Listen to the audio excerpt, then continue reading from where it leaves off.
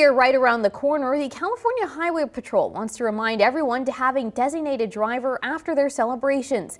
KSBY News reporter Alice Becerra is in San Luis Obispo with how the CHP plans to keep roads safe this upcoming holiday.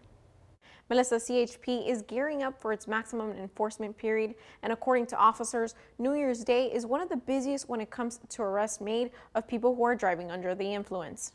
As people prepare to ring in the new year, the California Highway Patrol is gearing up for its New Year's maximum enforcement period. New Year's comes on a weekday. It's a little less busy at night, and hopefully people pre-plan their parties or their events, and they'll have the designated drivers or the Ubers. The enforcement period will begin at 6:01 p.m. on Tuesday and run through 11:59 p.m. on January 1st. Officer Townsend says the same precautions were taken last week during Christmas, but due to the road closures, the department didn't see many high-impact crashes. Kind of avoid the bigger, horrific, more injury-type collisions because of the slower speeds and everybody's bumper to bumper, and so you have those lack of patience type of crashes, but you don't have usually the big ones that that cause injury. Townsend says CHP will have 80% of their staff working throughout New Year's, which typically means 7 officers on duty for each shift. One man traveled to the Central Coast from Orange County for Christmas and says he's not expecting a ton of traffic on his way back home for the new year. Given that it's Sunday, it was kind of worse coming up